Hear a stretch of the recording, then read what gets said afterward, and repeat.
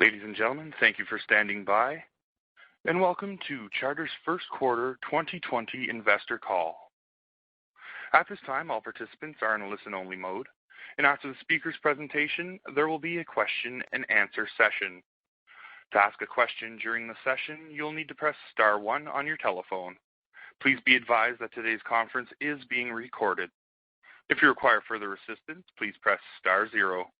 I'd now like to hand the conference over to your speaker today, Stefan Anager. Please go ahead. Good morning, and welcome to Charter's first quarter 2020 investor call. The presentation that accompanies this call can be found on our website, ir.charter.com, under the Financial Information section. Before we proceed, I would like to remind you that there are a number of risk factors and other cautionary statements contained in our SEC filings, including our most recent 10-K and also our 10-Q filed this morning. We will not review those risk factors and other cautionary statements on this call. However, we encourage you to read them carefully. Various remarks that we make on this call concerning expectations, predictions, plans, and prospects constitute forward-looking statements. These forward-looking statements are subject to risks and uncertainties that may cause actual results to differ from historical or anticipated results. Any forward-looking statements reflect management's current view only, and Charter undertakes no obligation to revise or update such statements or to make additional forward-looking statements in the future. During the course of today's call, we will be referring to non-GAAP measures as defined and reconciled in our earnings materials. These non-GAAP measures, as defined by Charter, may not be comparable to measures with similar titles used by other companies. Please also note that all growth rates noted on this call and in the presentation are calculated on a year-over-year basis unless otherwise specified. On today's call, we have Tom Rutledge, Chairman and CEO, and Chris Winfrey, our CFO. With that, let's turn the call over to Tom. Thank you, Stefan. First, on behalf of all of us at Charter, let me express our concerns for those who've been impacted by the COVID-19 crisis in the local communities we serve, as we endure together an extremely serious health, social, and economic crisis. The hard work and dedication of Charter's 95,000 employees has been remarkable. We're all proud of how we're serving our customers at this time. Charter's employees are in trucks, in the field, call centers, dispatch network operations centers, their homes, and retail stores, where we provide customer equipment and numerous support functions that enable our company to service our customers. We've remained focused on our customers and communities, and we've been able to deliver our connectivity services without interruption to our customers across the country. We know our role as a provider of communication services and the importance of keeping connectivity services fully functioning for both new and existing households and businesses, which enables social distancing, including remote working, distance learning, telehealth services, and family communications. In mid-March, as part of our effort to keep America connected during this crisis, we pledged to do a number of things. We committed to offer Spectrum Internet for free for 60 days to households with students or educators who do not already have a Spectrum Internet subscription. We recently announced that we are extending the availability of this offer through June 30th. As of March 31st, we added approximately 120,000 customers connected under this offer, with many more installed in April. By the end of the school year, we expect that this offer will have helped approximately 400,000 students and teachers and their families continue schooling through remote learning. For 60 days, we also committed to suspend collection activities, not terminate service for residential or small or medium business customers who are experiencing COVID-19 related economic challenges. We also extended the availability of this offer to June 30th. Additionally, we've opened our Wi-Fi hotspots across our footprint for public use, and we prioritized over 1,000 requests from government, healthcare, and educational institutions for new fiber connections, bandwidth upgrades, and new services. That includes major hospital groups and the 2 U.S. naval hospitals in New York and Los Angeles. And Spectrum News has opened its websites to ensure people have access to high-quality local news and information. We've also donated significant airtime to run public service announcements to our full footprint of 16 million video subscribers. Charter provides essential service, and we've been working to keep America connected, working and learning, while at the same time protecting our employees. We've instituted guidelines in our call centers that enhance social distancing between employees, including enabling a significant percentage of those employees for remote work. We've also altered our field operations protocol by aggressively moving to customer self-installation. So while we continue to operate at nearly full capability, we're taking the necessary precautions to promote the safety of our employees. We're also providing our employees with outstanding benefits. We've implemented an additional 2 weeks of paid sick time for COVID-related illnesses or when we ask an employee to self-quarantine. We've given every employee an additional 15 days of COVID-19 related flex time to address other COVID-related issues, including caring for children and dependents. In early April, we increased our wage for all hourly field operations and customer service call center employees by $1.50 per hour back to February. We also committed to raising our minimum wage for hourly workers to at least $20 an hour over the next 2 years. We're paying employees in parts of our business like residential and SMB direct sales, whose work has been put on hold. And to reinforce our commitment to employees, we announced that for 60 days, no employee will be laid off or furloughed. We have a great business with employees committed to our mission, and that will ensure that we're able to excel through the eventual economic recovery. We continue to perform well operationally, both through the end of the Q1 and now.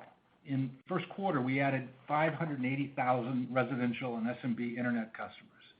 We had a good quarter driven by demand for our higher quality products.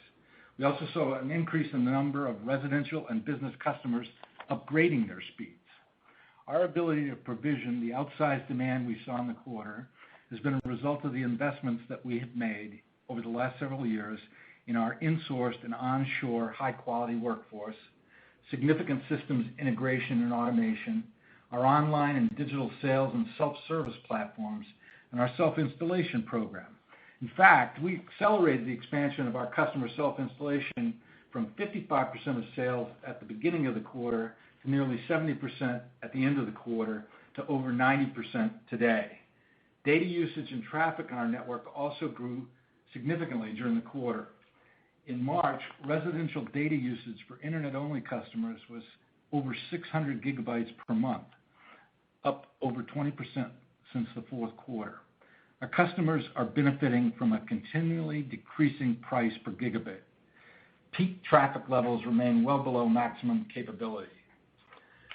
Our network, as well as those of other cable operators in the U.S., have performed better than networks in other countries because of the significant investments we've made and continue to make in our plant, like the recent rollout of 1 gig everywhere. The pro-investment regulatory climate has made this possible.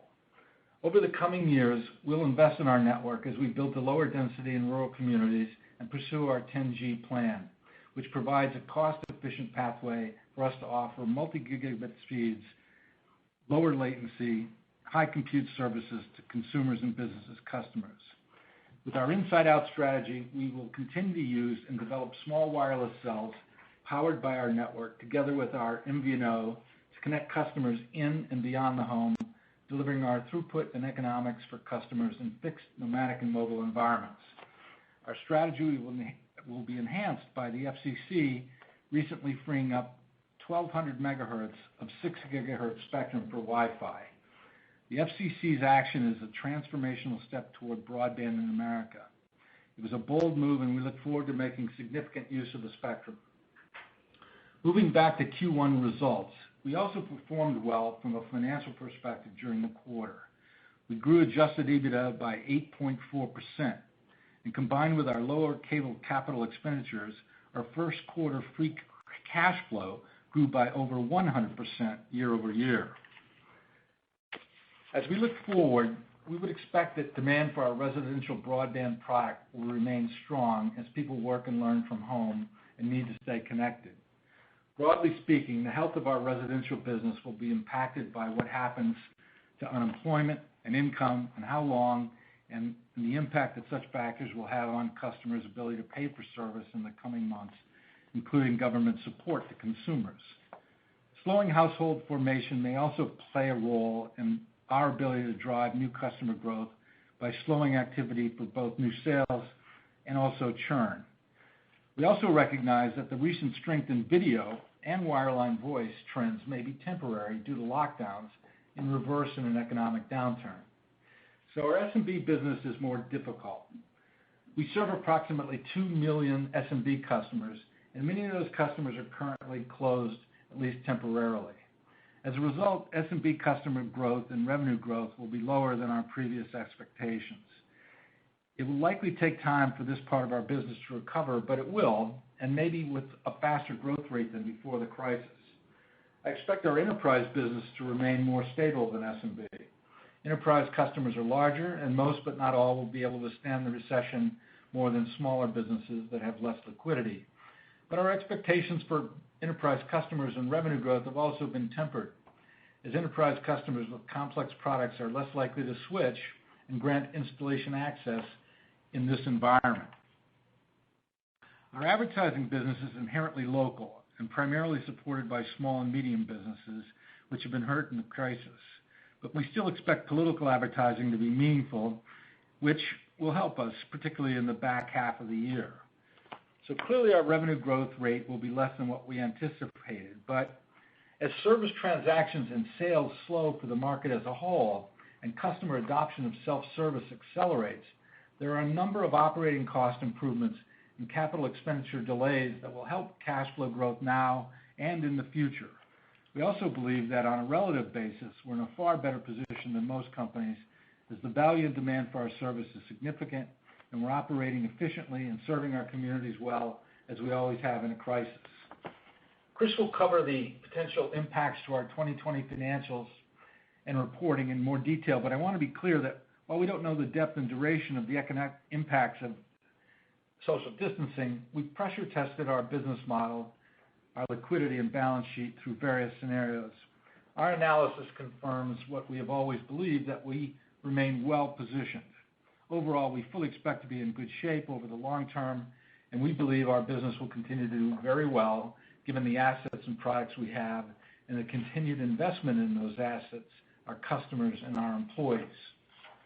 Before turning the call over to Chris, I'd like to thank Charter's employees for their hard work and dedication and diligence through this crisis.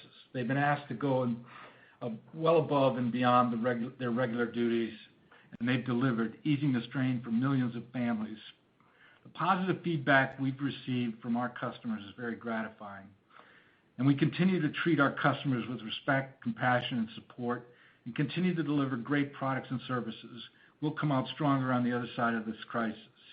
We still have a lot of work in front of us, but I'm heartened by how we've risen to the challenge and know that we'll continue to deliver for our customers and for America, regardless of what comes our way.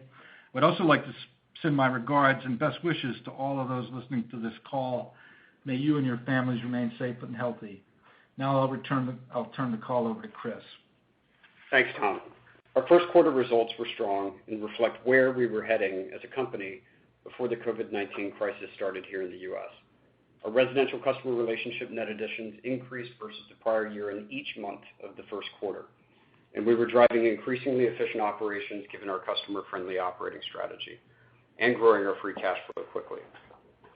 Residential revenue grew by 4.2% in the quarter, primarily driven by accelerating relationship growth and similar PSU, bundle, and video mix trends we've been seeing over several quarters. SMB revenue grew by 5.4%.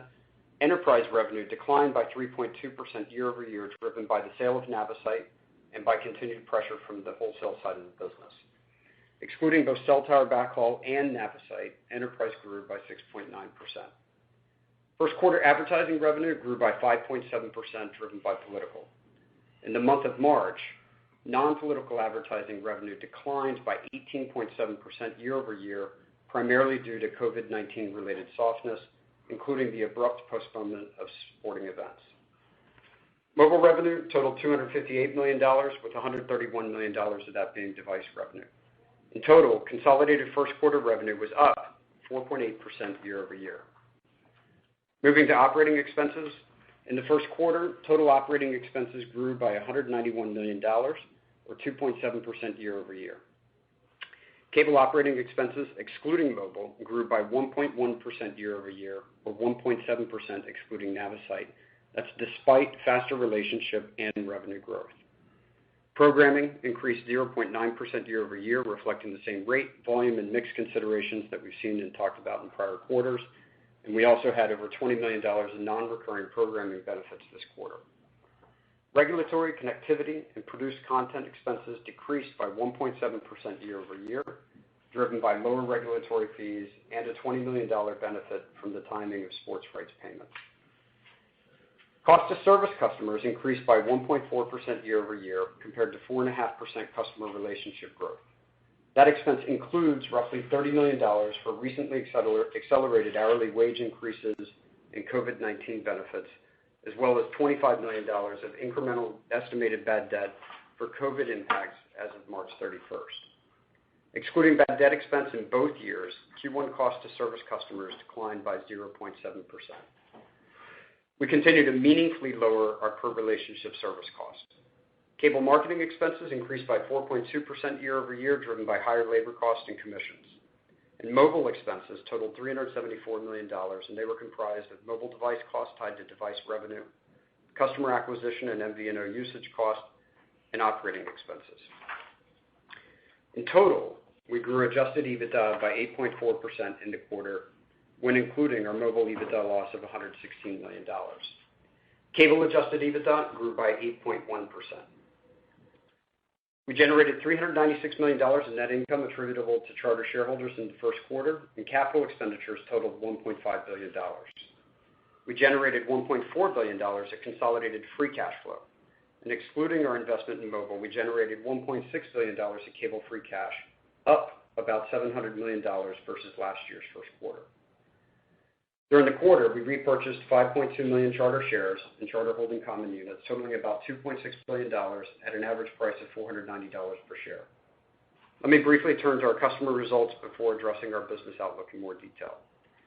Including the impact of COVID-19 related customer offers and programs, we grew total residential and SMB customer relationships by close to 1.3 million over the last 12 months, or by 4.5%, and by 486,000 relationships in the first quarter.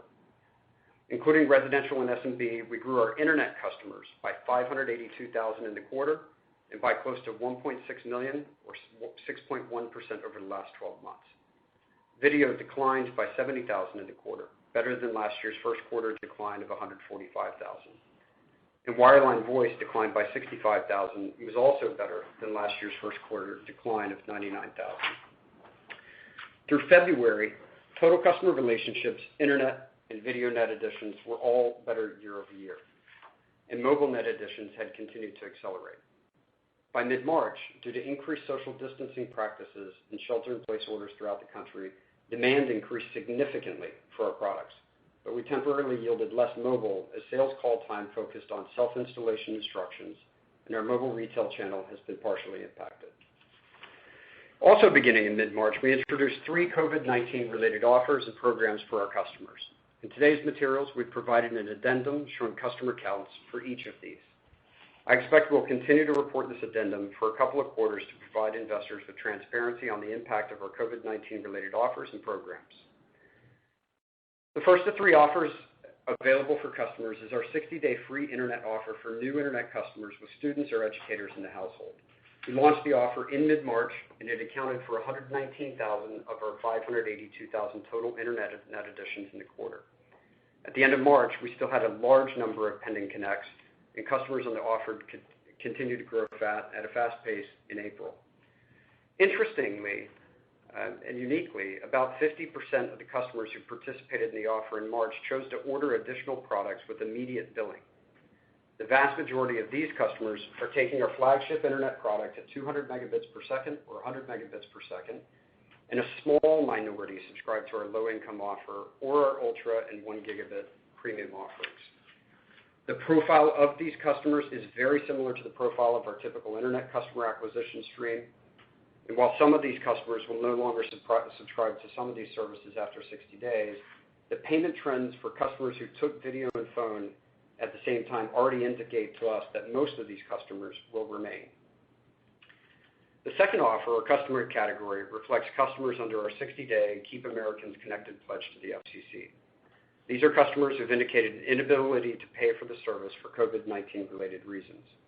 As of March 31st, 140,000 residential customers were in this program, many who would have been in a collection cycle in normal circumstances, and only 1,000 of which had passed the point in the collection cycle where we would have normally disconnected their service at March 31st. To give this some color, approximately 25% of the 140,000 customers today have balances which are fully current, and in total, nearly 50% have made partial or full payments since entering into this protection program.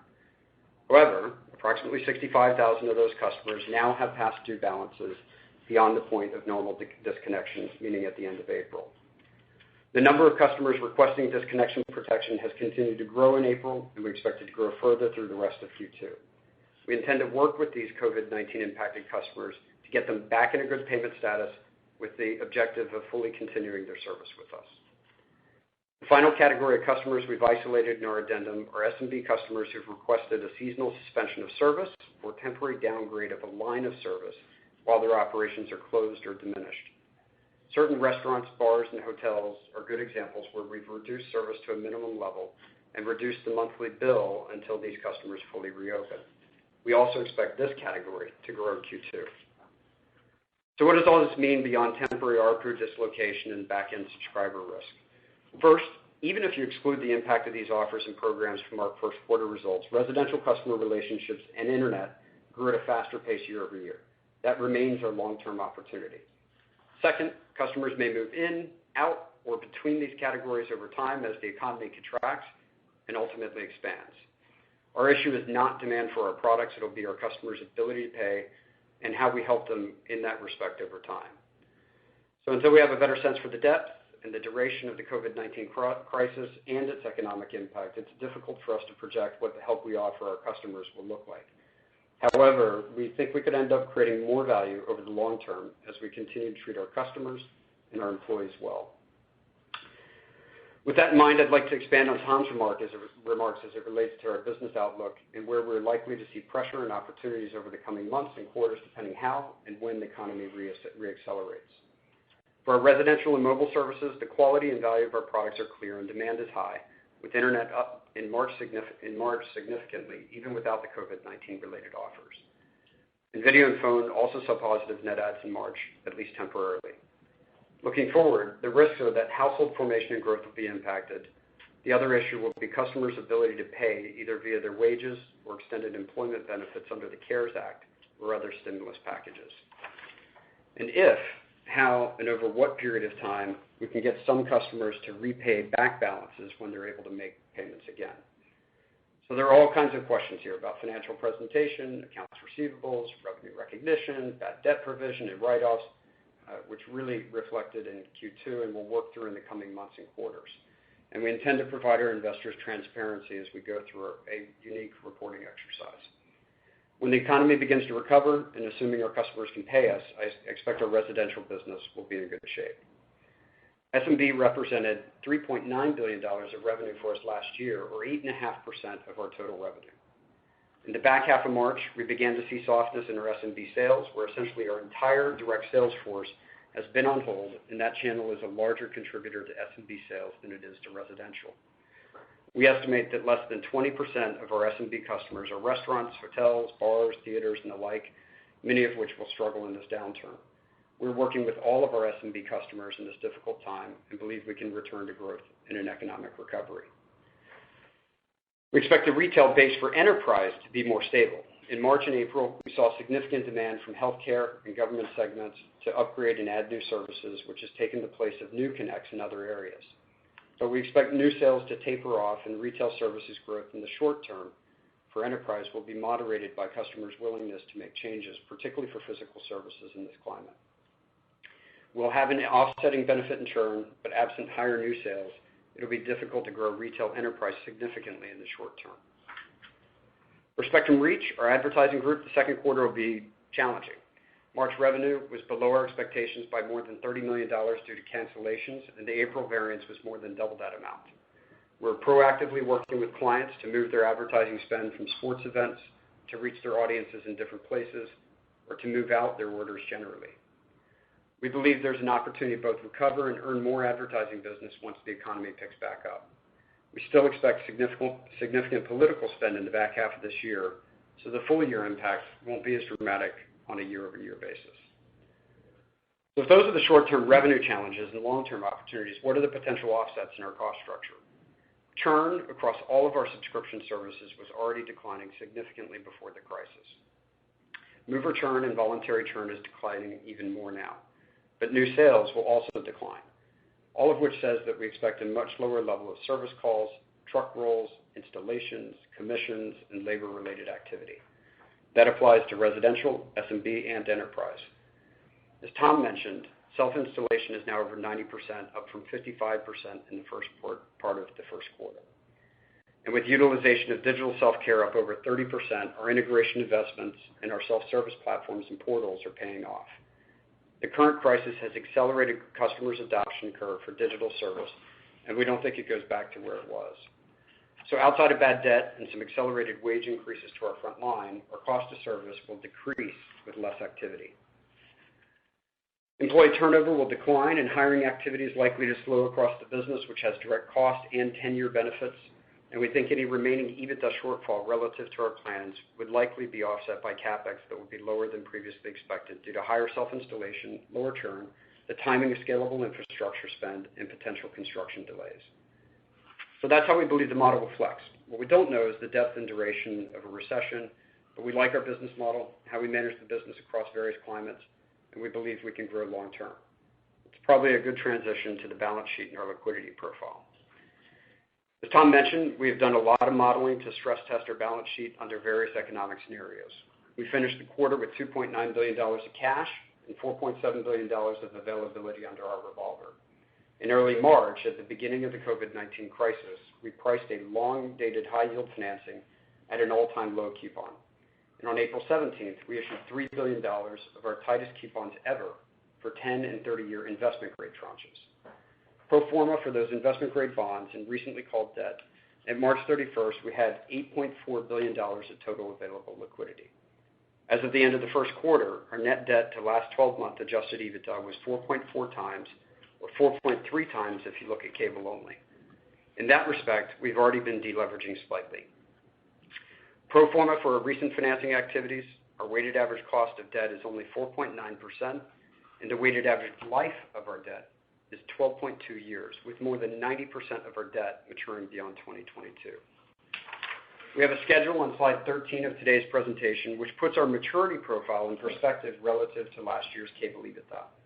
Together with our significant liquidity and positive free cash flow, we remain in a very good position to finance our operations organically, as well as through the capital markets, which remain open to Charter.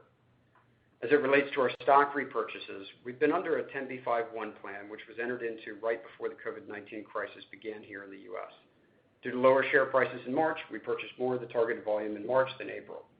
We have never provided guidance on buybacks because we think it can encourage bad decision-making relative to better alternative uses of cash over time. So we're going to be thoughtful and responsive to where we think the economy is going, our stock price, our liquidity, and any organic opportunities which may arise. While the current environment does suggest caution in the short term, we are not modifying our 4 to 4.5 times leverage target range today, and we'll continue to monitor the economic climate and the interest rate market in regularly evaluating our leverage target. We know that we have a high-quality, resilient asset with dedicated employees across our local communities, and we've invested significantly in our network and people over the years.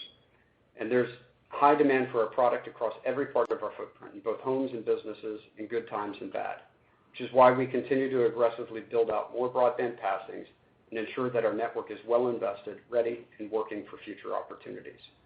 Our goal is to stay focused on what we do well and execute a proven operating strategy that works for customers and employees across various economic and regulatory climates to create shareholder value over the long term. Operator, we're now ready for questions. At this time, I'd like to remind everyone, in order to ask a question, please press star, followed by the number 1 on your telephone keypad. And we'll pause for a moment while we compile the Q&A roster. And our first question comes from the line of Craig Moffett with MoffettNathanson. Go ahead, please. Your line is open. Hi, thank you. I want to sort of take a bigger picture question for a moment. Just given the strength of your results and the enviable position that you find yourself in of having a business that is relatively resilient in this kind of a market.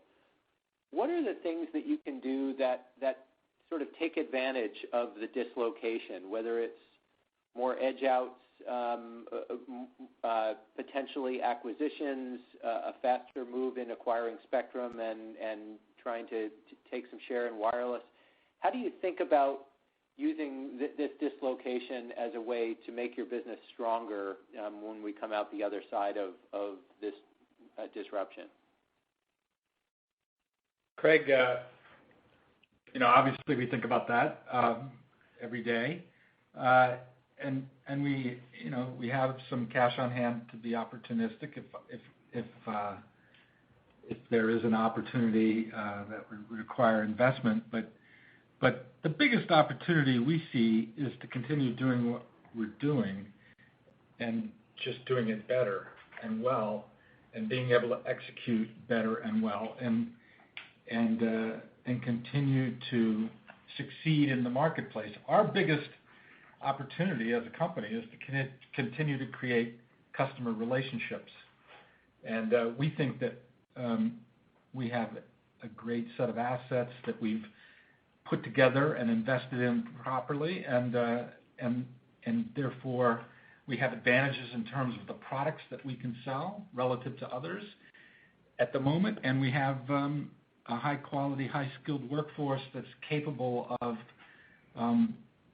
generating and operating activity, and that's our biggest direct upside. And we think we can continue to operate well and execute well going forward. And to the extent that we're better at that than others, we create more value more quickly. Thank you. That's helpful. If I could just ask another, maybe slightly more prosaic question, just given all the attention being paid to sports right now, can you just talk about the way you'd like to see the issue of sports payments to RSNs and national sports networks work out, and with the pressure to rebate to customers and that sort of thing?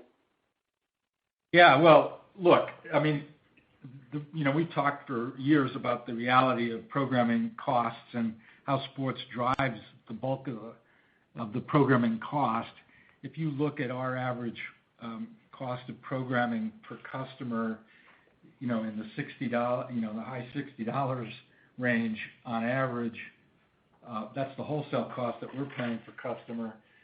My guess is that if sports was not involved in the negotiations for the creation of that cost, that it would be less than half of what it is.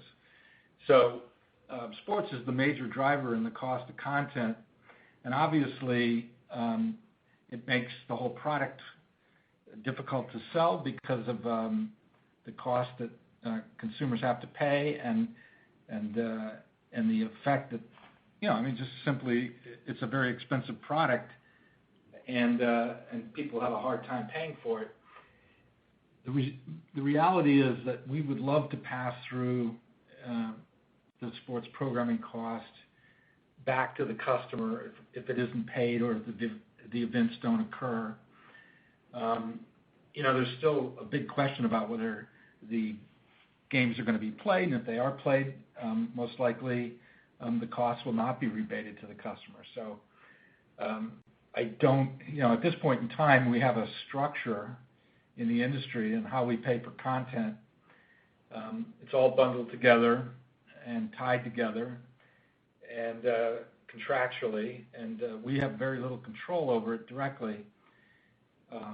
So we'd love to see our customers relieved if they can be. Ultimately, it's the athletes who are getting the money, and if at some point somebody has to give up their money and give it back to the customer, and that hasn't happened yet. Thanks, Tom. Thanks, Craig. James, we'll take our next question, please. Our next question comes from the line of Vijay Jayant with Evercore. Go ahead, please. Your line is open. Thanks. So Tom, given that you obviously have exposure across the country, can you just talk about, how the markets are different for areas like New York and California where lockdown started early and compared to the other markets? Are you sort of seeing any sort of green shoots as some of these states start opening up and any sort of change in direction of business? And then just a simple question on the network. Obviously, it's highly resilient right now, but I'm assuming that from the work from home sort of orders right now that the data transfer is becoming more symmetrical and your upstream on your network is not conducive for that kind of thing, I think. Can you sort of help us think about, is there any stress on the network from that side and, what needs to be done, if anything? Thanks. Sure. Well, in terms of variation by, various parts of the country, obviously there are reopenings occurring, and we're preparing to operate differently in different parts of the country depending on what the local regulatory climate is with regard to what's allowed from a business practice perspective. As an essential business, we've been operating in the whole time, and obviously we have to keep our business running. So we've been running it under the tightest conditions that exist in terms of what we can do and how we have to take care of our employees and how we have to take care of our customers. So as we begin to see places opening up, we're preparing to respond to the local markets individually and to project our capability locally. I can't tell you that I can see at this moment any differences from one location to another in terms of, New York City's a unique place, but it's unique in every way, always is.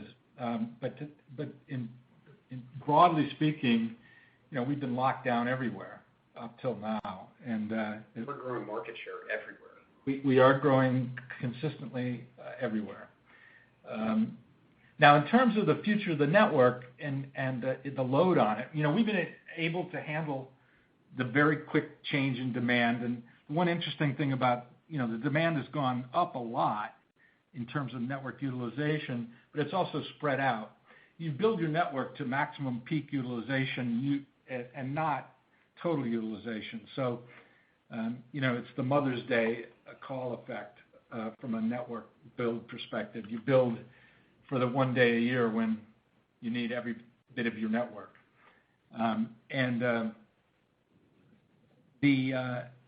The network has been built, and it's absorbed what we think of as a year's worth of augmentation in a few weeks. But the general trend that we now see in a few weeks has been going on for quite a long time, and we expect it to continue. And so we have a pathway in terms of our assets to developing what we think the future of communications is, including an upstream capability as upstream utilization continues to grow. So that's what we call 10G. It's also called DOCSIS 4.0 in terms of the way we describe it from a specifications perspective. But we are, we're still rapidly moving down the path of augmenting our networks in smart ways, in capitally efficient ways, to continue to allow capacity to grow and to create new products that are hard to even envision. We think that we're very well positioned to do that over the long term. It's going to require continued investment, but a proportional investment that's significantly less than any sort of brand new build. So we think we're in a great position to make those investments and to realize the benefits of them and to create the new products that are going to come from them. But we don't have an immediate upstream problem, and we don't have a downstream problem. We have opportunities in both places in the long run. Thanks so much. Thanks, Vijay. James, we'll take our next question, please. Our next question comes from the line of Mike McCormick from Guggenheim Partners. Go ahead, please. Your line is open. Hey, guys, thanks. Tom, maybe just a quick question on Spectrum. I know you mentioned the FCC's move recently. Does that change your appetite in any way for the CBRS Spectrum auction later this year? And then thinking about sports rights, I know you touched on it briefly, but what are your thoughts just more generally on the value of sports rights coming out of all this? Thanks. Well, in terms of if I understand your question, are you saying did the FCC's 6 gigahertz Wi-Fi spectrum affect our valuation of CBRS? The answer is no. They're really separate notions. I look at the 6 gigahertz spectrum as inside house type spectrum. So, all of our products are delivered wirelessly. So the real issue is mobility versus stationary or sedentary behavior. And, the 6 gigahertz spectrum is really for in-house high capacity use for a whole new set of products that will come along. The CBRS spectrum really allows for more efficient use of the mobile platform, at least the way we look at it. Although it can be used indoors as well, and it can be used indoors both for mobile service in enterprise environments and externally. And so we see them as separate notions and separate values, and one hasn't affected the other in our view. Regarding sports rights,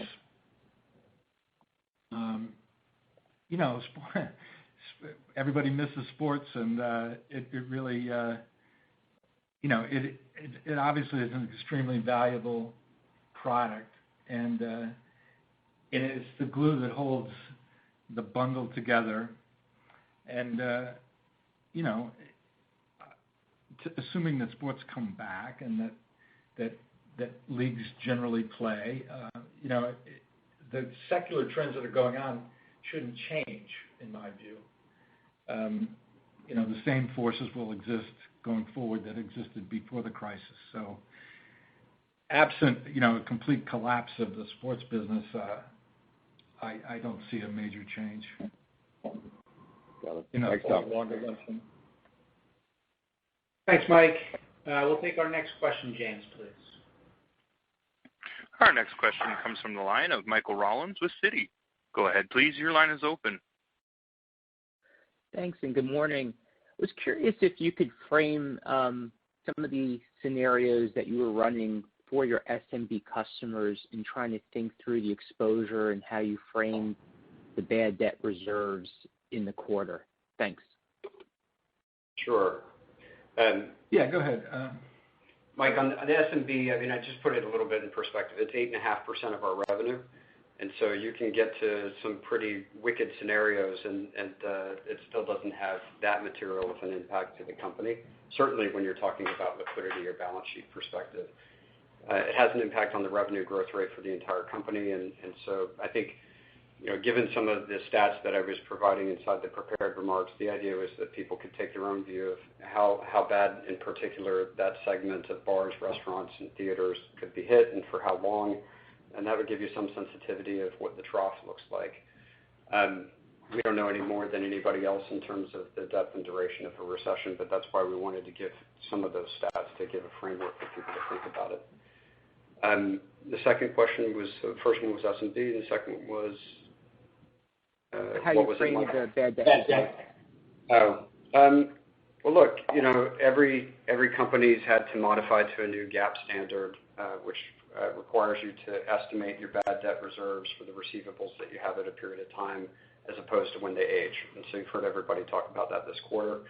We're no different. We had, in total, between cable and mobile, about $30 million of additional bad debt as an estimate for what might not be payable on the accounts of receivables that existed at the time of close.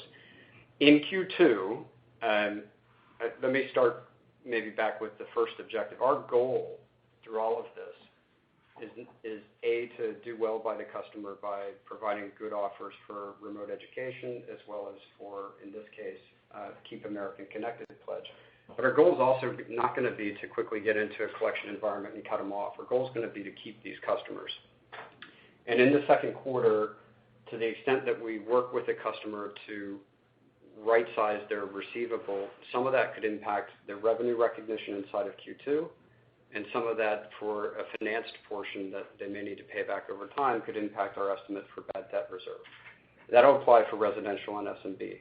And so when I mentioned in the prepared remarks that we're going to have a lot of technical accounting and reporting issues to deal with in Q2, it's true, but we're going to be focused on not the accounting outcome or how Q2 is going to look. We're going to be focused on what's the right long-term outcome for the customers and for the company, and we'll make sure that the accounting does what's appropriate on the back end.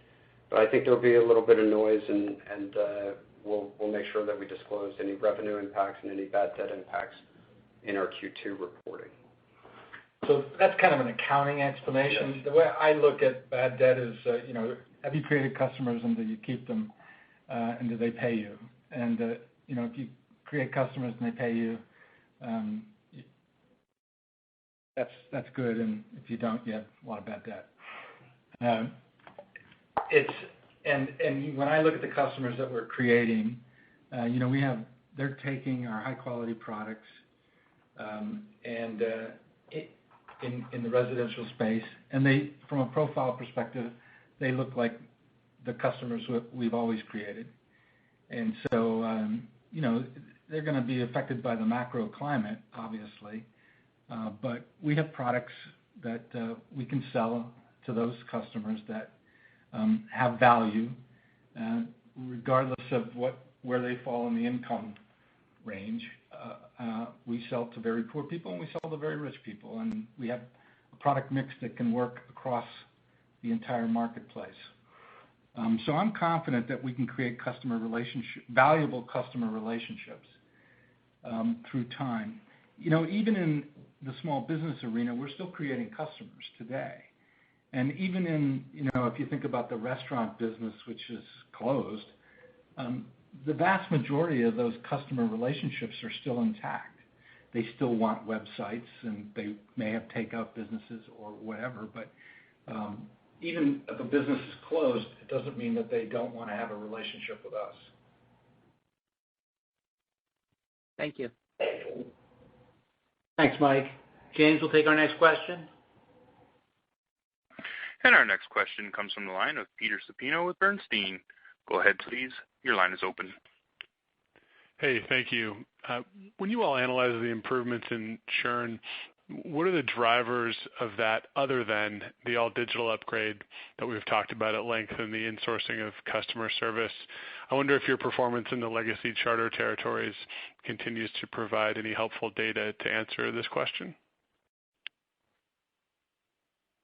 So what's good for churn? Look, churn was before the impacts of COVID.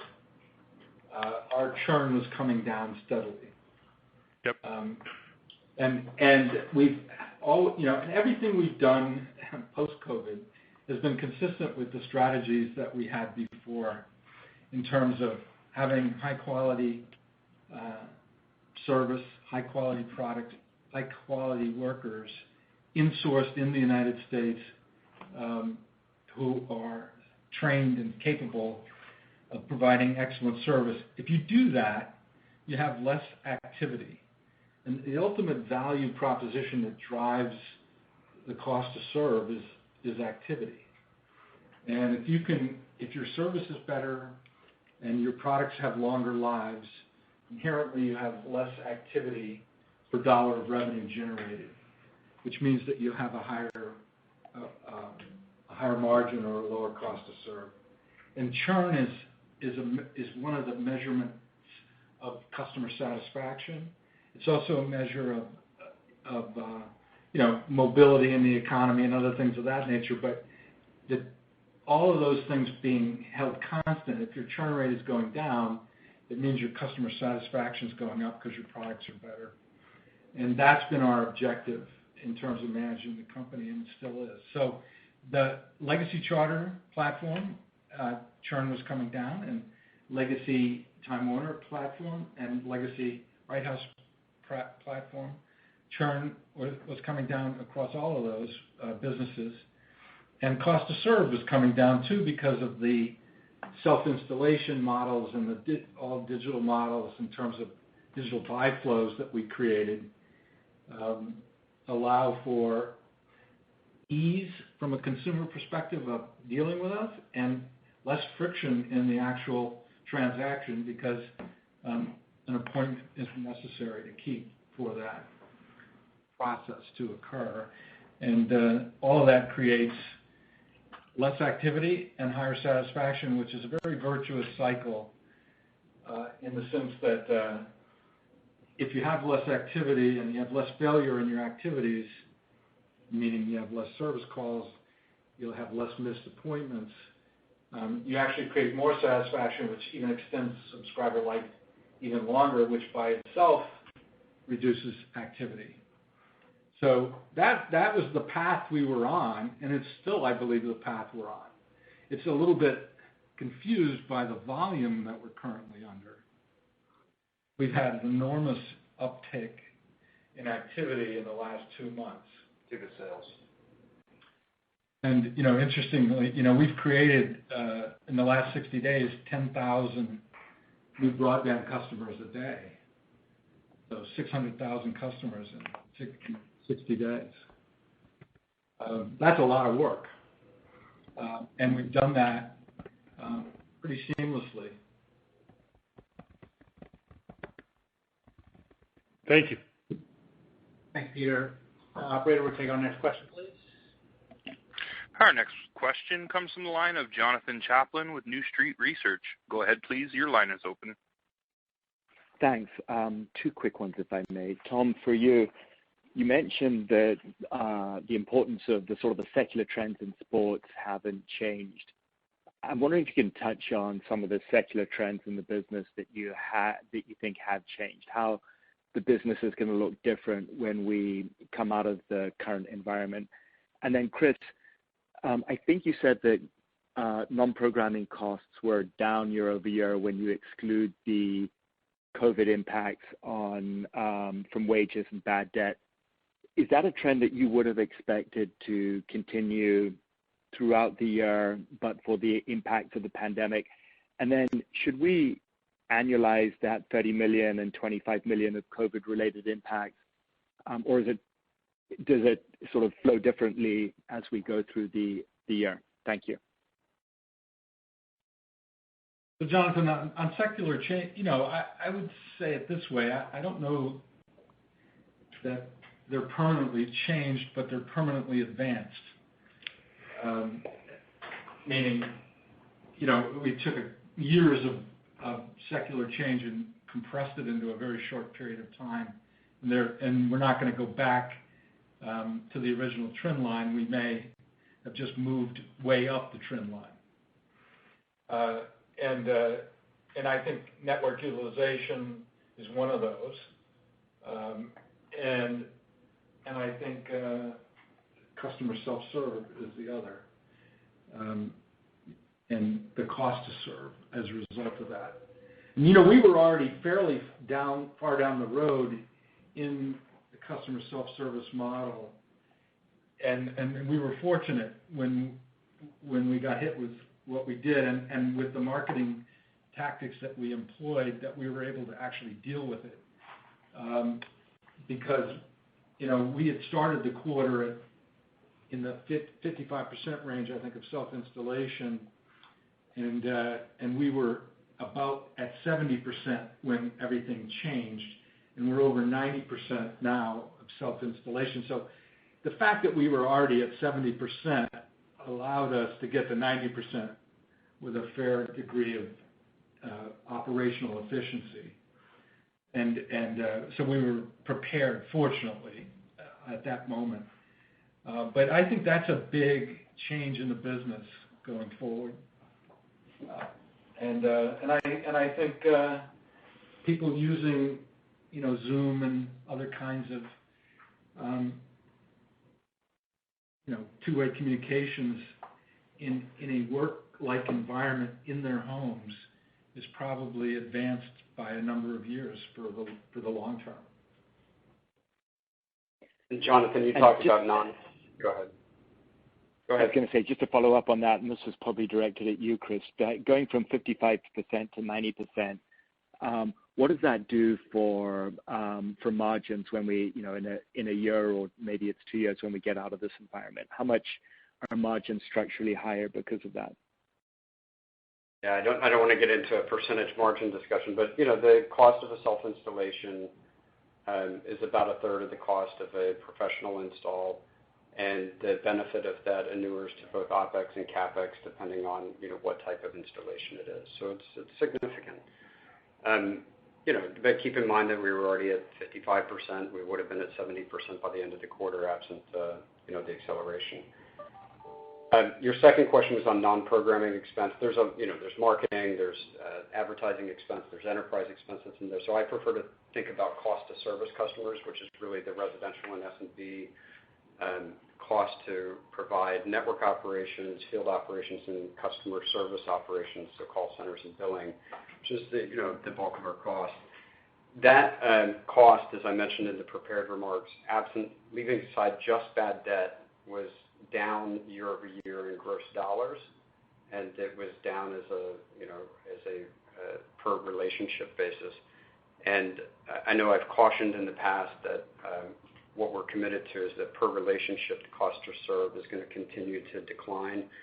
And I've been hesitant to say that the dollar cost to serve, excluding bad debt, would also decline on a gross basis. Clearly it would have inside of Q1 year over year. And given that we do expect, once we get beyond April's been a high activity month, we think that sales transactions and move churn and all of the different service transactions will start to slow down. And so that could actually accelerate, excluding bad debt, the cost to serve decline year over year, certainly on a per relationship basis. So I think the trends there are good and they continue. There is an increase in the amount of our labor expense because we accelerated the path that Tom was already putting the company on to a $20 minimum wage. That was $30 million in the quarter for really a month and a half of expense. So, yes, that'll get annualized at the appropriate rate, but I think that's a small dollar amount relative to the amount of transactions that come out of the business, and I think our operating strategy fully funds that, and the acceleration of the adoption of self-service and self-install, are very helpful in making that viable for not just our employees, but for all stakeholders. Great. Thanks, Chris. Thanks, Jonathan. Operator, we'll take our next question, please. Our next question comes from the line of Ben Swinburne with Morgan Stanley. Go ahead, please. Your line is open. Thanks. Good morning. I just want to ask you both about two comments you made in the prepared remarks. Tom, you've been in the business for a long time, and you've been through lots of cycles, and I don't think I'm breaking news to say that the cable company historically has not had the best customer reputation and even reputation with sort of regulators and politicians. And you mentioned sort of the reputational benefits that the company is seeing. I'm just wondering if you have sort of conviction in that being sustainable or any real data behind that, because obviously that's not been the lens with which cable operators historically have been looked at. And then, Chris, you were talking about capital allocation and the buyback. You mentioned organic or inorganic opportunities. I'm just wondering if you could just take a minute to remind us of kind of your M&A framework and sort of the kinds of things you guys historically have talked about either being interested in or not interested in, just so we can flesh out that comment a little bit more, if you're willing. Thanks. Well, Ben, I've always loved the cable industry and what it does, and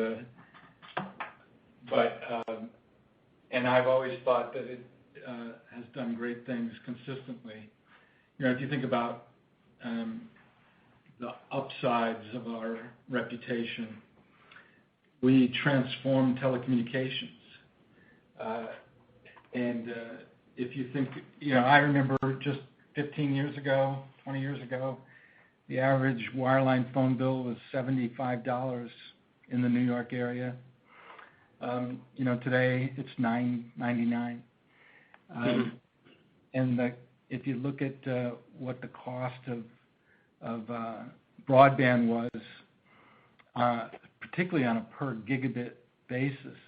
Think about dial-up, AOL dial-up in the year 2001. When they acquired Time Warner, it was $20 a month, and you got 56 baud or 56K.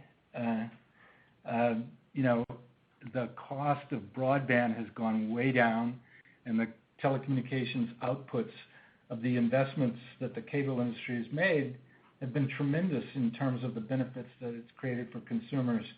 Nobody likes paying their cable bill, and nobody likes paying for programming costs, and that's always been a difficult aspect of our business. Since we've had competition in video, since the rise of satellite, and the cable industry had to divest itself of programming essentially because of the vertical integration rules. The programming costs have increased massively because programming is a copyright, which is a legal monopoly, and they've had pricing power over a competitive video business, and consumers don't like that. But now you have the rise of a la carte direct-to-consumer programming in Netflix and Warner Home Media and Disney and so forth. And so a lot of our customers have the video they want to buy at prices they want to pay. And so I think it's, from the biggest driver of negativity in the cable business, I think, has been the price of video. And to some extent, that's breaking up.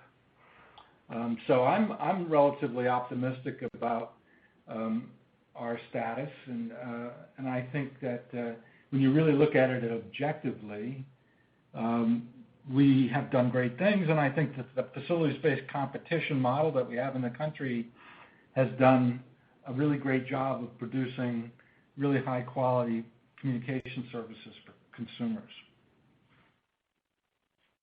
Ben, on the M&A framework on the inorganic side, I think the prospect is probably more actionable on the organic side, some of the things that Tom's talked about in the past. But on the inorganic side would be M&A.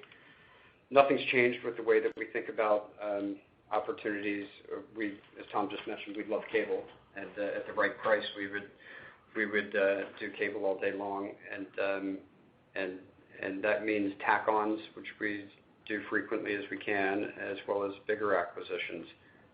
That hasn't been the case today. They're mostly family-controlled or family-owned, and so that'll be not in our hands. That'll be in the hands of others who decide that. We have looked, all around to see if there's anything on the content side.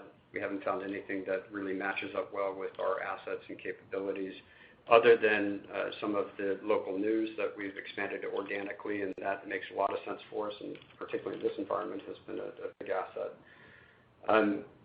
We've thought a lot about wireless, but given the assets that we have, the ability to deploy small cells, the attractive MVNO that we have, we haven't found a scenario that made a whole lot of sense for us or for the industry.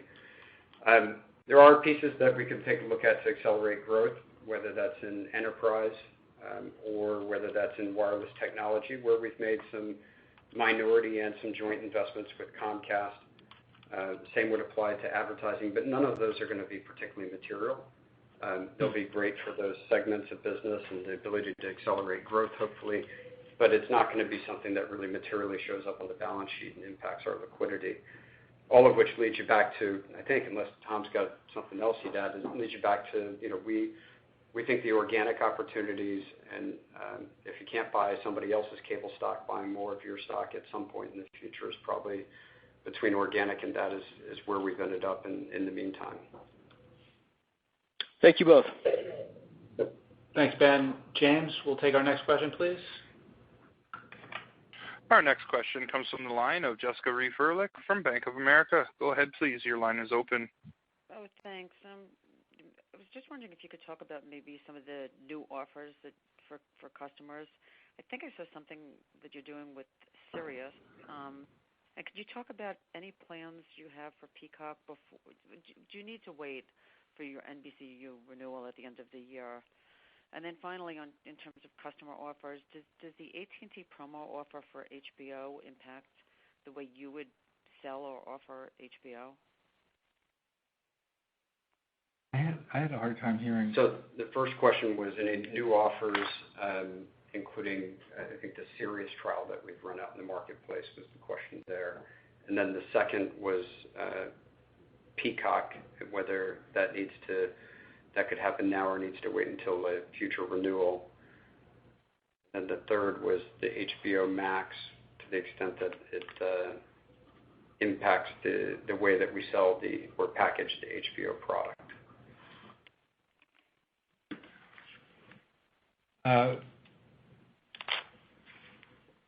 In terms of our offer strategy, I wouldn't disclose those before we do them. We experiment with various offers through time, but I would not to minimize our marketing prowess, but we ultimately it's do you have good products and are they worth what they cost, and that's what affects your ability to sell and succeed in the marketplace. But we experiment with marketing tactics all the time, and Sirius is one of them. And so we don't have any announcements about future tactics that we might employ. In terms of Peacock, we have ongoing discussions with NBC, and we haven't concluded anything yet. In terms of HBO Max, we just completed an agreement with AT&T, and we're going to convert our customers who have HBO to the new product, and then we're going to market the new product as part of our overall video offering, and we look forward to doing that. Thanks, Jessica. Operator, we'll take our last question, please. And our last question comes from the line of John Hodulik from UBS. Go ahead, please. Your line is open. Great. I'll make it quick. First, I guess just two quick ones. First, Chris, on the comment on March advertising, I guess, or April advertising, I guess you said it's twice the variance is twice what you saw in March. Does that mean that we're down sort of 36% so far in April? And any color you could give on what you think how the quarter is going to shape up there? And then on the CapEx question, you said given the outbreak, it'll likely come in lighter than you previously expected, which was already lower capital intensity. Is there any magnitude of change there? And if you could give us any color on the buckets would be great too. Thanks. So the April comment that I made was really not related to the percentage decline year over year. It was really the variance to what would have been our expectations. So $30 million we had literally come off the books in March. It was already sold. It came off the books. It's over twice that came off the books for April. We think that'll probably be the trough in April, small, if that, recovery in May, and maybe depending on how the openings occur, June start to come back. So Q2 is going to be a rough advertising. It's not a big part of our business, but it's going to be a rough advertising quarter. We do think as things come back online that there will be some pent-up demand for advertising on the core local, which for us has been growing. Our core business has been growing at 3 to 4% year over year. On top of that, there will be pent-up demand. So whenever the market opens back up, and a lot of that's tied to the health of SMBs and when the recession or when the distancing starts to open back up. But Q2 will be the rougher point. And then the back half of the year we'll have political advertising, which takes a little bit, for a full year perspective, takes a little bit of the sting out of the collapse that we're seeing inside of Q2. And there's nothing about us that's unique there. Right. The CapEx side, I think it's way too early. I think all we're signaling at this point is that we've been focused on a lot of different activities right now, and there's the possibility that Some of the programs that we've had might be slightly delayed. Construction could be slightly delayed. Your installation CapEx certainly is, on one hand, going to be lower because of a lower unit cost because of self-installation. On the other hand, we're doing a lot of installations. The volume is very, very high, as Tom mentioned. So there's a lot of moving parts there, but if we had to guess, we'll probably be slightly off relative to the dollar amount that we intended to spend.